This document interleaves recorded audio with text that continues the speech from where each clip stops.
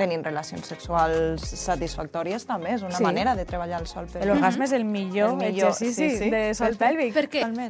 Perquè és una contracció involuntària de lo més profund que pots generar. O sigui, tu pots fer un Kegel, però mai faràs el Kegel tan fort com hi ha un orgasme. Com quan hi ha un orgasme, totalment. Sí, i a més són contraccions que es fan repetides en una X temps i ja t'he dit, són les més intenses i les més profundes a nivell de musculatura que es pots rebre. Clar, hi ha un moment... I la resta també d'estimulació, tota la lubricació, aquella que se genera per l'excitació, tot això... No ho reduïm només a l'orgasme, si no hi ha orgasme, també...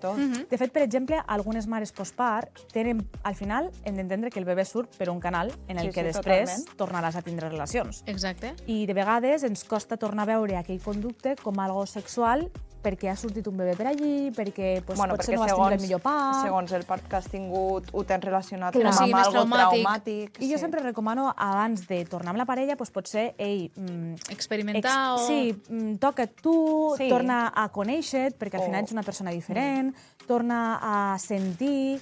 Una mica tot això que ens pot ajudar... O fer-ho tot amb moltíssima més paciència, perquè al final el seu cos necessita una mica de temps per regenerar-se després d'un procés com aquest. O, per exemple, inclús que amb un vibrador estimuli una miqueta la zona.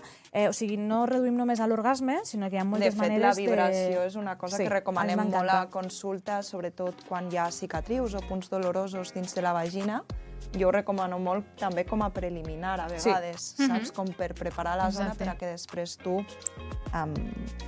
estiguis com molt més predisposada per la resta d'activitats.